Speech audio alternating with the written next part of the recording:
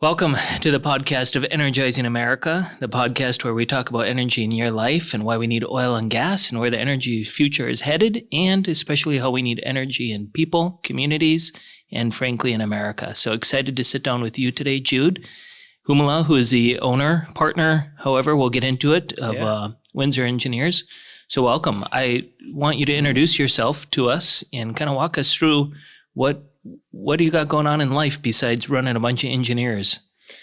Well, I think they run me, but so I'm Jude Homola, a founding partner of Windsor, and Windsor is about 40 people, and 40 engineers, awesome engineers, and it's just it's an awesome company with a bunch of great people that I love being around.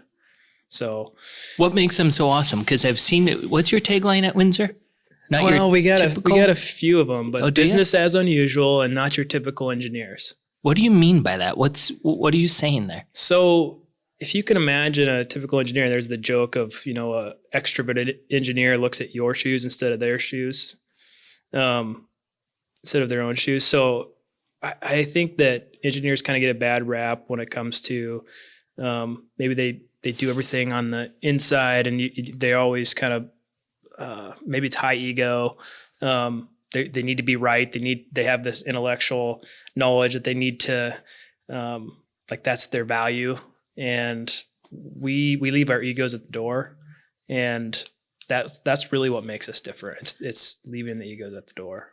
So when you say they're intellectual people, how do you make sure that when you're going to find somebody, because I would imagine intellect is pretty important in this industry, right? Like if I'm hiring you to engineer something that's important, what traits are you talking about that makes these people not that way? It's funny because when you look at like the art of consulting, probably the number one thing as being a really good consultant is common sense. And so that's not necessarily doesn't always go along with the educated and high intellect common sense. Right. But when you have common sense, I believe you understand the bigger picture. You're stepping out of it and you can see what really the problem is to solve it. And so the best engineers actually understand the problem that needs to be solved. And I think that's who we have. We have engineers that are both smart and they have common sense, which I think is pretty rare. Well, totally. So I was actually just on a call this morning with some engineers, right, out of Houston, and we were reminded of that where's the common sense? And one of the engineers actually said, you know what, one of the issues on this call is we don't have anyone on the call who's been out in the field doing this project. Yeah. We may need to have another meeting with somebody who's been there, done that type of a situation. Yep. So all of our, most, I think 75% of our engineers have been in the field and actually worked on and in what we design. So when you think of that, think of precision, best engineering in the world. It's German engineering, right? The best cars, and it's high tolerance stuff, and it's maintainable and lasts a long time. Why can't we have that same thing here? Well, let's look at it. Why is it that? Why can't we have it in America, right? Right. It's a great question. Yeah. So why is it that best engineering has to be somewhere else? And so you look at what happens is they actually are required to work on the products that they engineer before they get their degree. So you have an engine that somebody is engineering, and it's getting engineered by somebody that actually has worked on the engine. And that's what we love, that when we could find engineers who have common sense and they know how things are built, how things are put together. And a lot of times you can have a less experienced consultant actually, with some field experience that has much more experience than somebody who's just been in consulting for many, many years. Well, they have a higher value, right? Because of that. Yeah. So is it hard to find those engineers? Yes, it is. But I think that, as it gets a little, I feel like we've we kind of have this pool of people we know and that they have worked in the field and have worked as design build consultants who do have that background in contracting. But we've kind of, that pool is getting smaller. We've gotten most of them. Yeah. And so we're sort of now to that point where we're reaching out to, bigger and bigger, I guess, recruiting efforts. And what's really happening is, maybe they don't have that consulting or that contracting, they've built it experience, but we have a bunch of people that do now. So if we can bring them on board and actually have a training program that says this is how things are built, whether it's actually bringing some fittings in, going out in the field, showing what's happening, but have somebody there that can actually explain it, the why behind it. Well, now you can get that experience to those people that may not have it, which makes them more valuable, which is helping them in their career, which goes back to our vision of providing opportunities for awesome people. That's really cool. To do amazing things. And not only that, but you're actually giving them a lot of fulfillment, right? Absolutely. So many people out there in their job, they're going to work to get their paycheck. They don't even know what they're actually doing. They just know that this paper needs to move from here off my desk, or this email, I can't have more than 5, so I got to get it out of here. Having that why behind what they're doing is really fascinating. You obviously started this company because you said founding member, right? Yep. So you went from 0 to 40. And not only that, but if I understand correctly, based on what I know about Windsor, you went from one location to 3. several. 3? Yeah. Okay, tell me about that. How'd that go? From 0 to 40, and are you done? Well, I think we're at a crossroads with our size, because I feel like as you get bigger from this point on, you have to have a lot more structure. And I think that, as businesses grow and they're a startup, you can get away with a lot of things. But as you go forward, when you start adding people and it gets to a point, you start to forget about little pieces. And the reason why you're forgetting is there's just too much to all take in, I guess.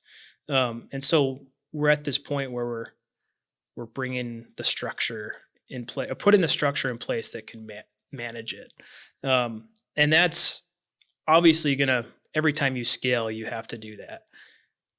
But I start to question, well, do we really want to go that next step? Because as soon as we get the structure in place, there's plenty of work out there.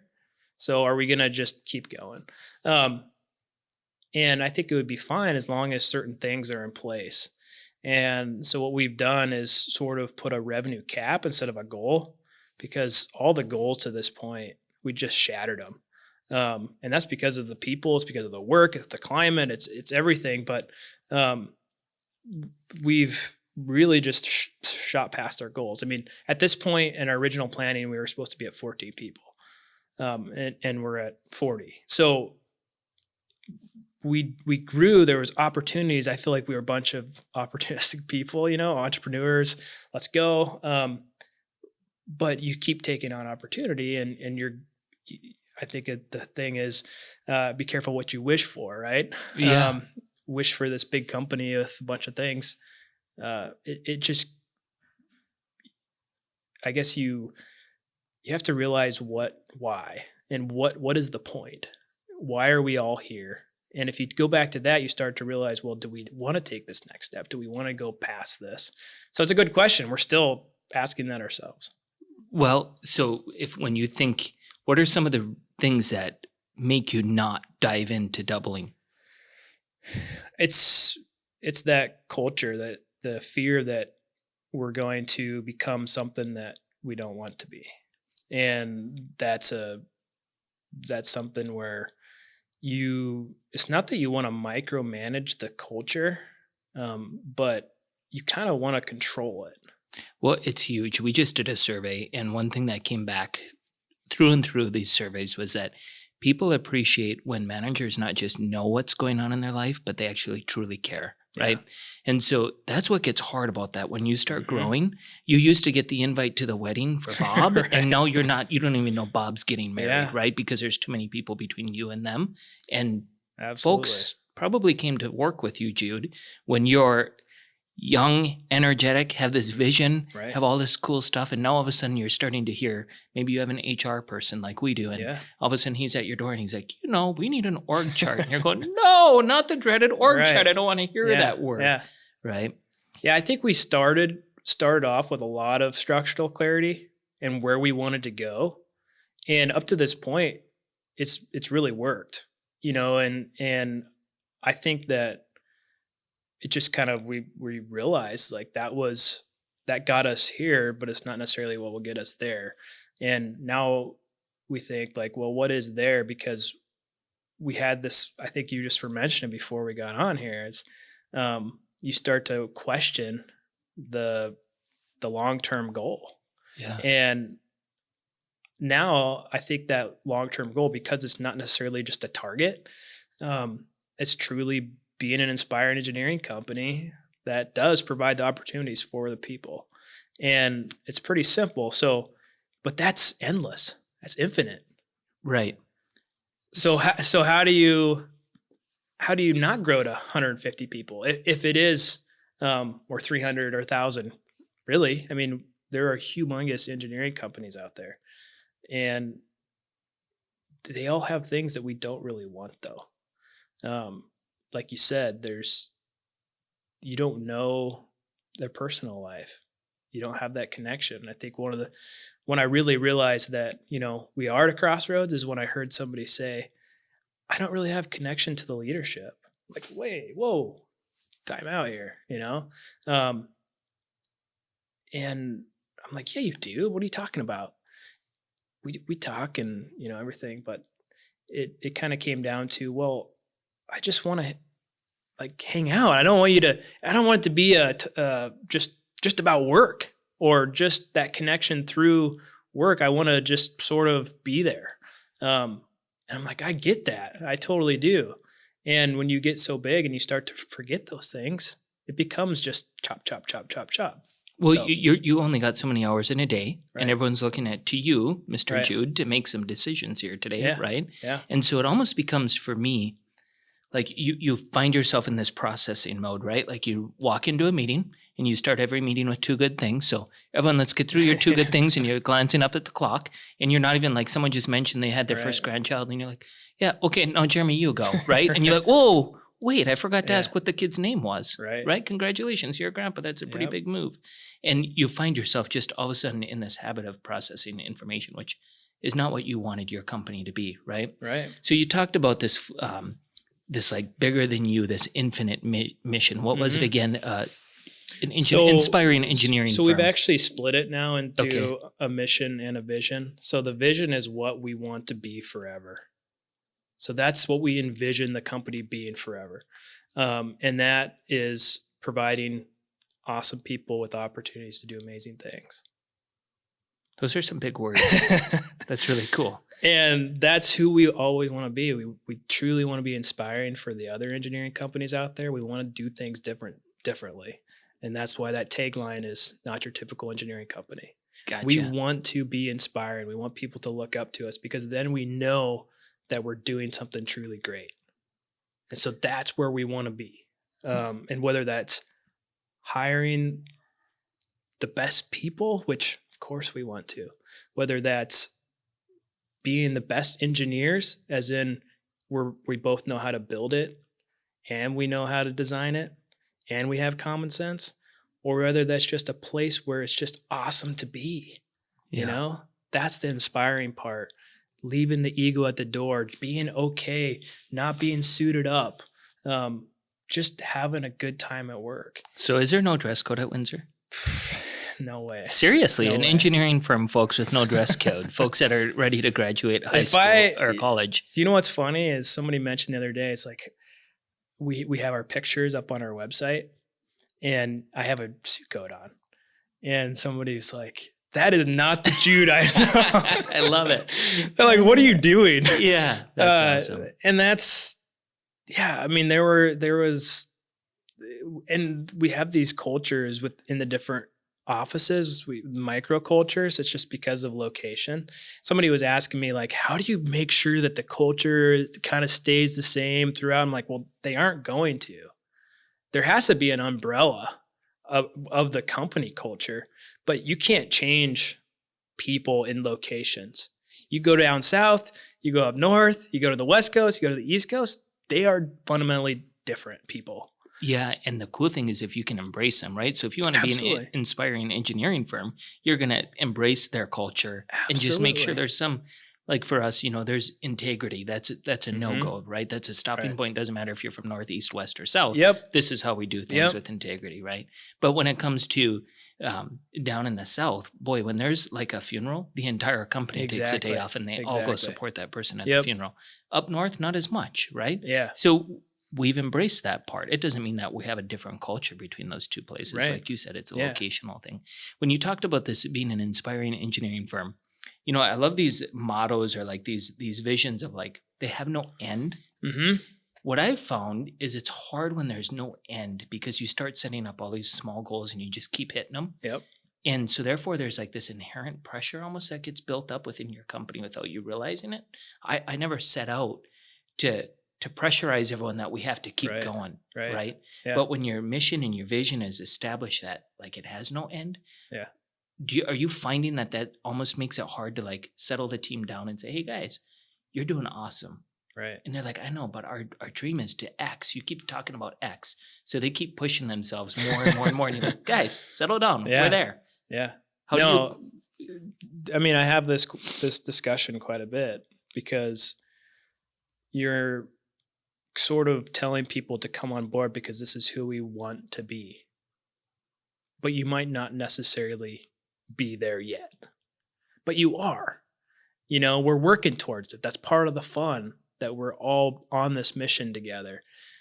If you had a mission to get to the moon and you made it to the moon, where do you go from there, right? You put all your energy, all your focus, everything to go to the moon. And now it's like, okay, well, shouldn't we go to Mars? It's the next step. And I think that, exploring the galaxy might be the better mission there, or vision. Yeah. So I've had to actually tell people on my team that, hey, if you're actually looking for a goal that when you get there, you're done, you're probably on the wrong team, right? Because whenever you use a word with an ing, that's in the present, right? I don't know that you ever quite get there. Like when you're inspiring, I hope you're inspiring your entire life. Yep. So when you think about your current team and the challenges, not very many businesses in today's world are dealing with the lack of opportunity. Right. What they're dealing with is how do I grab the right opportunity for my team? Mm-hmm. Are you feeling that way right now in the engineering world? Yeah, but I think it's one of the things that we've gotten lucky with is that we sort of, in a way, are a mile wide, an inch deep. And, we sort of can flex and adapt to whatever opportunities come our way. Obviously, we want to be a niche company. We want to have this mile deep, super focused thing, but we're still in this, I feel like it's like this entrepreneurial startup mode. And I hope that actually never goes away, because what we've done is we've created a bunch of really well-rounded teams that can handle anything. And if we need to adapt to this, then we can. But as far as, picking the right opportunities, to me, it's always been more about picking the right client. And, and it's a business to business type of company. And so when we pick the clients, they can define a lot for us. And they might be in 5 different sectors, but I don't care. I love working with them. Yeah. And if they need us to step up and learn something, of course we're going to do it because we really want to work for you. And so we call those like L5, L6 clients. We've sort of termed it, and that's what we use every time we get this opportunity as like this go, no go. When the opportunity comes our way, it's, do we really want this? What is it going to do for our company? And so there's a set of questions that we really ask ourselves. And it's tough when you have multiple or too many L5 clients that want the same thing at the same time. And that's what we haven't quite figured out, right? Is how do you say no to to your favorite people to work for. That's been the toughest part. And I think that's just a sign of really good times and lots of work, that you're actually getting forced to choose between two good things, right? Two really good things. Sure. So I don't think we've figured that one out. Right. So when you talk about these clients, have you found out that within one client, you'll have different supervisors or different people you're working for within that one client? And sometimes, have you noticed within the same company, you'll have two different cultures sometimes that you're working for, and you're like, okay, an opportunity crosses desk, and you're like, okay, who's running that job? That's going to help define, right? That client I want, but I'm not exactly sure that supervisor I want. Yep. It's kind of funny how you can dance between those. I think people sometimes don't realize that the other company's cultures affect your culture. And so who you're doing work with actually can affect your culture. And so if the company that you want to do work for has a great culture, it helps yours, right? For sure. And if it aligns with who you are, even better. And so we find that with our best clients, we don't get this whole, because they have core values that they stand by. They have the mission, they're best in class, like those things that we really value, they also value. And so that's the number one question is, do they truly value culture? Right? Do they truly take that seriously? Yeah. And do they value our culture? Because if those two things are true, then to me, you're not going to get all of that. And if you do, you won't see them anymore. Pretty soon they're gone. That client supervisor tends to leave. So today I was on a call, and the question that was posed is, if you could do one thing differently on this project, because there's this similar project happening next year, what would you see done on it? So everyone had to there was 18 people on the call, many of them internal employees at this company. And they talked about how they would do better with material. They would on and on. They had all these different things. Yeah. And we had some recommendations about scheduling. And then when the call got done and we were wrapping up, I had to tell this client that, the way I judge a project if it went well or not, because I unfortunately you've experienced this, you get kind of far removed, and pretty soon the team doesn't even allow you to know how jobs are going, right? Right. You have to wait for everyone to leave, and then you got to go find out yourself. Anyways, I was telling him, we had this gentleman come back to the office after being on the road for 4-5 months this year. And I heard him out in the lobby talking. And he told our electrical guy, John, that the next project for that client, I want to be there. This was one of the funnest summers I've ever had. And you got to understand, this guy was gone for 5 months away from his home in Colorado in the mountains with an amazing view that he just built a couple years ago that he absolutely loves and is his passion, right? Yeah. Mountain biking is his thing. But here he was on the road from Indiana, Illinois, over to Michigan, Wisconsin, Iowa, everywhere, doing 2-day jobs for this client, one after another. Wow. And he came back and he said, I want to do that again. Yeah. That to me was a successful project, right? Yeah, absolutely. You have your revenue, you have your profitability, all that matters. But at the end of the day, if Jesse isn't happy doing it, right? How are you going to get that job done for the guy next year anyways? Right. So do you have a set of questions? I'm assuming you told me you have questions, but is there an employee culture fit as part of that? Like, did our team enjoy this job? Does that go into your decision? Yeah. I mean, one of the questions is, are they going to be fun to work with? Are they fun to work with? And so a lot of times it's hard when you haven't worked with them to filter that, because like you said, it may be, one person that you first came in contact with, they were awesome. And then you get the project and it's like, yeah, where'd that guy go? I don't want to work with this person. So, yeah, I think that question, we just keep revisiting it, and then we also have, part of our proven process is, that feedback loop, but also the feedback from our employees, like, how did this go? And is this a closeout? Or is this thing actually closed out? And how can we do better next time? And what were the goods? What were the bads? And we get that feedback. And the other thing is, with this list of clients, that's changing of our favorite clients to work with, which can be kind of harsh in a way, because it's like, well, you're not our, you're just an L4 client. So, but just to clarify, you don't share that information, do you, with them? but I've had some like, hey, are we an L5 client? Put me in a hard spot, but no, I don't know. I guess going back to it's a list, and we don't just keep that at a leadership level list, and because like you said, we're not on the boots on the ground. And so, we're not always boots on the ground, and they might actually be more. I mean, they might say, I've had them come back and say, no, this is an L5 client. And I've said it was an L3 client. It's like, they didn't pay on time. They didn't pay us fairly. And they're like, no, there's a reason. They didn't get paid, and, but they're willing to pay us, that sort of thing. And because that's one of the questions, did they pay fairly and on time? Yeah. And it's like, all right, well, we can switch this, let's see how the next one goes. And so we revisit that list of clients every quarter or every, I don't know, we at least try to do it a couple times a year. Sure. So, with the employees. With the employees. With and everyone. That's what I just wanted to touch on real quick, Jude, was you've talked about you want to be an inspiring engineering firm. You went from 0 people to 40, right? You're in 3 different locations. Who are these people that are working for you? Beyond their, I don't want to say that's cheap talk, that they're not your typical engineer, but right. I want to know, who are these people? Who is Windsor? What's that heartbeat behind it? Who do you find are the these right people? Attitude? Okay.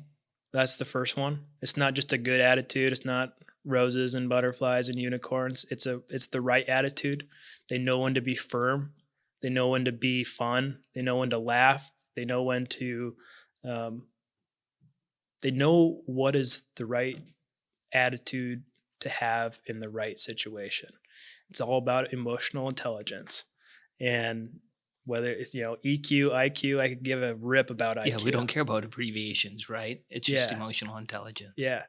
And I think that's the first thing. If somebody has the right attitude, they have a chance at working at Windsor, right? Yeah.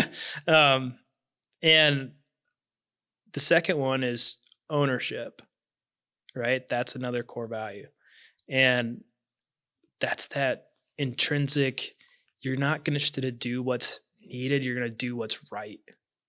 And that could be, I give this example when we're going to hire people.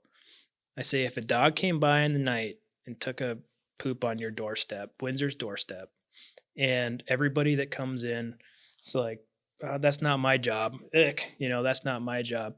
The person that actually goes and scoops it up or calls the janitor or the groundskeeper to tell them that, hey, I don't want this on my lawn because I got a client coming in and I don't want them to see this, that person's taking ownership. They're taking ownership in what it looks like in their company. And that's that they're doing what's right.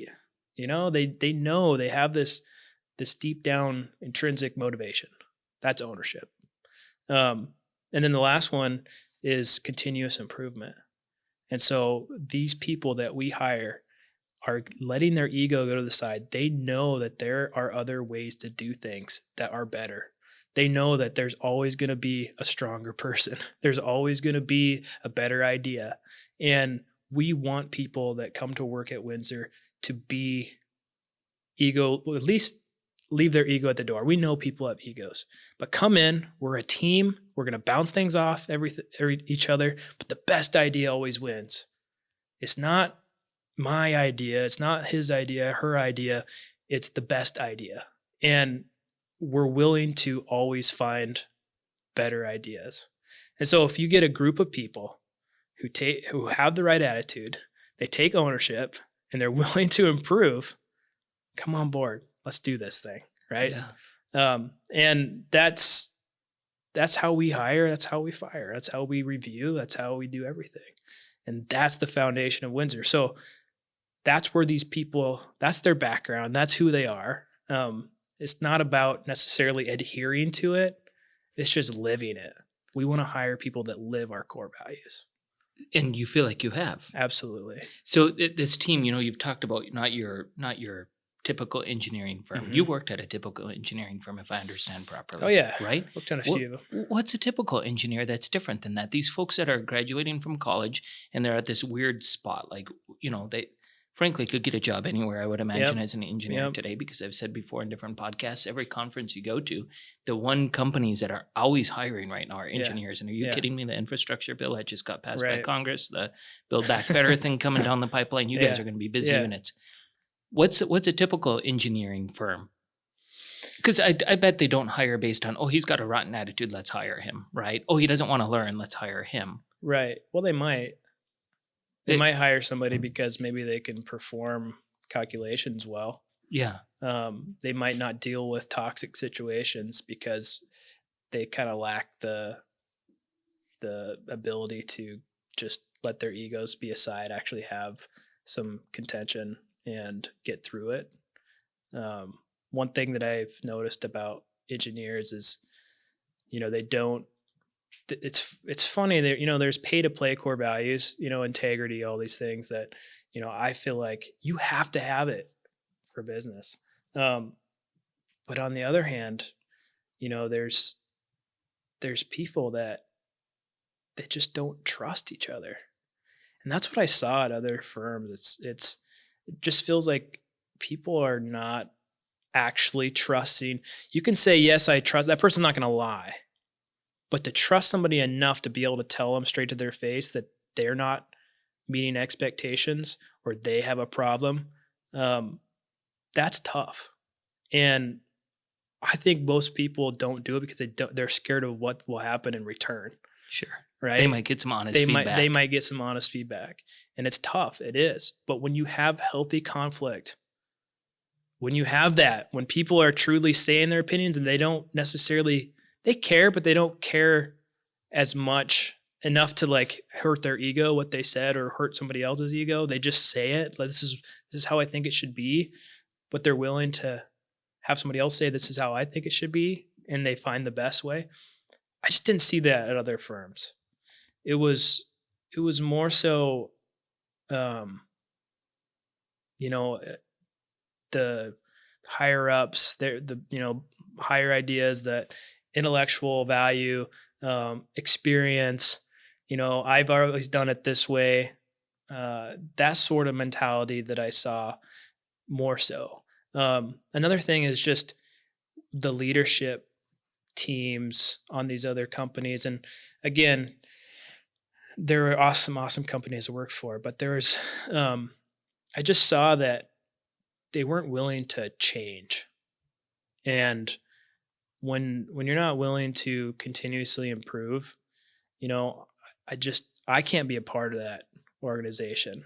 And so that's ultimately why I started Windsor. It's I want to be able to change that spirit of entrepreneurship. And I don't know, those are some things that make us just different. And I think at a typical engineering company, there's all the other stuff. Like, when you think of you're a contractor. When you think of engineers, there's some negative connotations there, right? There's some boilerplate. There's some stereotypical stuff.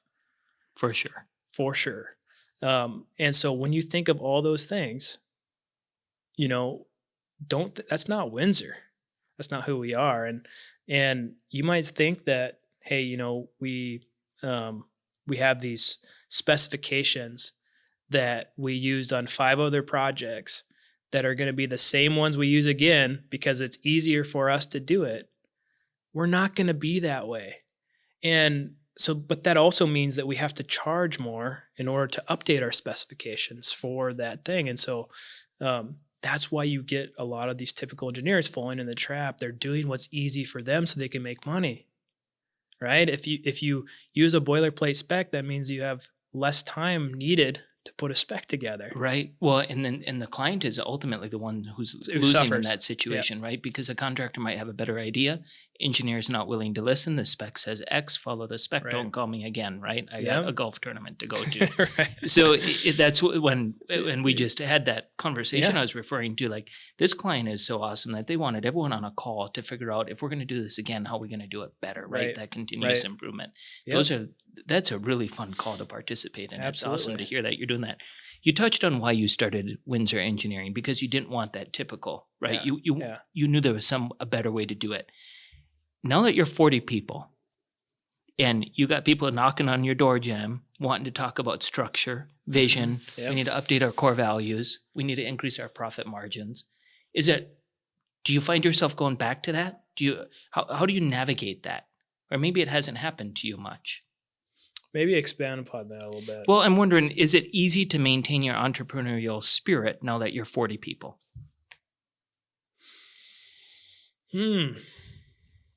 Because for me, in my little experience, what can happen, right? When you're Westcom, we were 5, and then we became 50, and so on and so forth, right?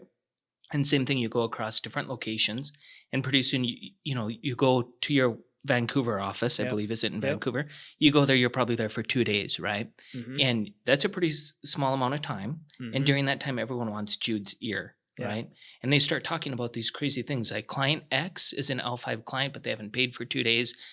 Betty over in finance has had it with them. She's tried to get a hold of them 5 times. And, we need a written process on how to do this, right? Yeah. And all of a sudden, before you know it, Jude, you just became the next typical engineering firm who had a spec and you were checking a box, right? Mhm. And they didn't, Yep. you got to box 3 and they didn't cut it anymore. So you just started treating them differently. Yeah.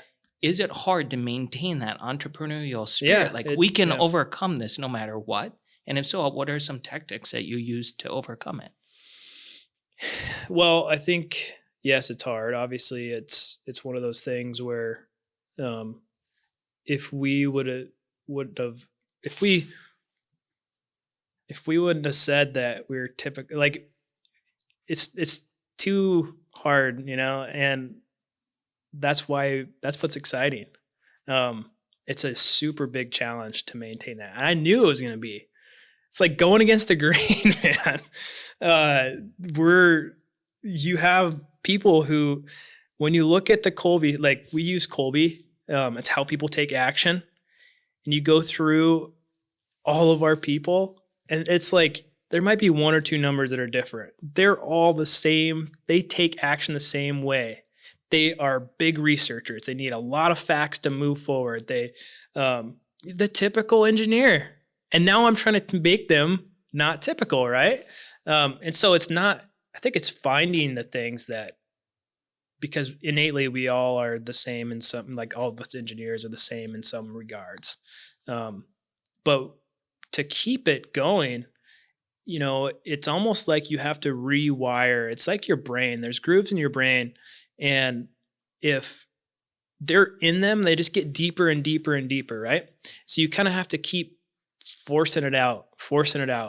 When you start walking into the room and it's just pitter patter, people are turning off the exhaust fan because it's too loud. And you hear, Yeah. Let's go, people. Yeah. Let's go. Get up out of here. You got to do something different. Put a different person in there. Hire somebody specifically to be that person. Because I know that those people will benefit from that, and we will be different. And I think that, I guess, being protector of the culture, I see these little things, and they start going down this path and into the groove, falling back into the groove, right? And it's like, no. We got to do something. So you either put something in the groove to get them to jet out of it, or just talk about it. Do we really want to go down this path? Where it's going to lead? Where is this going to lead us? Things like putting together standards could be extremely hard to make it a standard, but yet not always use it. Right. Yep. Right. So yes, it applies, but it doesn't. Wait a minute. You have to approach things differently. That's so hard for engineers to process that. Right. It's, well, what do you mean? You told me to build this standard for the rest of time. I'm going to use this thing. Now you're telling me I can't use it? They can't grasp that. And I I have some of that myself, but what I've understood is if you have this as sort of like the plan standard, and then you use 80% of it and the other 20% is you change it, that's how you kind of stay out of that rut of just doing the same things over and over and over, is just use 80% of it, and then have some really specific questions on every project. That, are we using a boilerplate spec? Is this project using a boilerplate spec? Well, no. Or yes. Well, if it's yes on a couple of projects, then we got to do something different, right? Yeah. So I think questions are those things that keep you out of that. Well, it's interesting because I caught on LinkedIn the other day that you guys had in your Minneapolis office, I believe, a little bike, right? That's all, you were celebrating a win. So you took a bike ride around the office, right? And I thought to myself, boy, that's one thing I've never quite mastered, is to ensure that, you know, how do you maintain relevant and go back to who you are? Because as your team grows, you can start to get torn down a little bit, wore out. And just start questioning.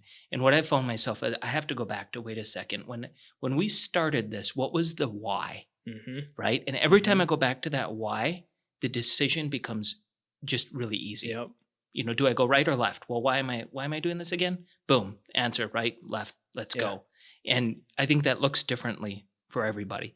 But no doubt you've mastered this if you went from 0 to 40, 0 offices to 3 offices. I don't know if we've mastered it. But. Well, it's ongoing, right? Like you said before. I guess I shouldn't, you're mastering, right? The ING words, right? We're mastering this as we go.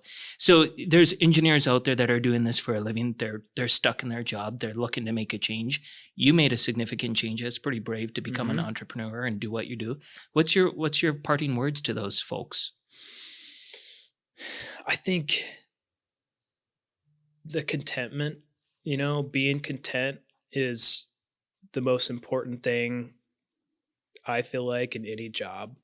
And I think if you're not content, nothing really falls into place. And what that content, there's a lot of, fear of missing out that goes on right now. And the grass is greener. There's so much around. And so I think the parting advice is just to question, do you really think that you should be a part of something else? Because I truly feel that just because that company may not have the culture that you think is supposed to be cool, it actually might be the culture for you. And you see a lot of things that are going on that, it's a lot of, you're exposed to so much, whether it's social media, whether it's these podcasts, right?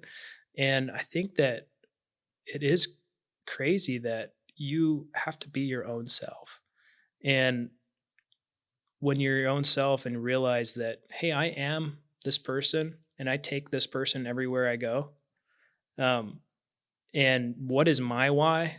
What do I really want? If you can answer those questions, then, and focus on, I always say, don't focus on impressing people or focus on being impressive. Just be impressive, right? Don't focus on it. Don't get that ego out of there. And I think another thing with contentment is just realizing that you have a lot. You have, there's so many things that you have, whether it's family, you have your own personal little gifts that you have. You are good at something. And, don't feel like you have to be something else. Right. There was a guy who I did a podcast with Duluth Pack, and his parting words were just that. Find something you love to do, and that looks differently for everybody. Going back to your comments, that it might look great over at that engineering firm that they have a bike to ride around the office, right? But possibly you've never ridden a bike and you would actually look like a fool, and that would really disrupt your life if you had to go look like a fool. Yeah. So therefore, I'd rather have a spot where I can go hit the bell, like the Arby's bell on my way out as my win. Whatever that looks like, embrace it and be okay with it. Yeah. That's really powerful stuff. So, Jude, Windsor Engineering, you are on a roll, and I know from my own little experience, it can get long and it can get tough. But I'm really excited to know you and watch from the outside and catch you on LinkedIn and watch your company grow and do all kinds of good things. And that the people that are behind your company that I've had the pleasure of meeting are some of the most stand-up folks and by the way, your flexible work schedule and what you truly do with your guys is, I've seen it work for them. And I think that's pretty commendable. Keep up the good fight, because we need thank you. not typical engineering firms around here. It's great to be on here. Yeah, thanks for coming. Thanks, Shane.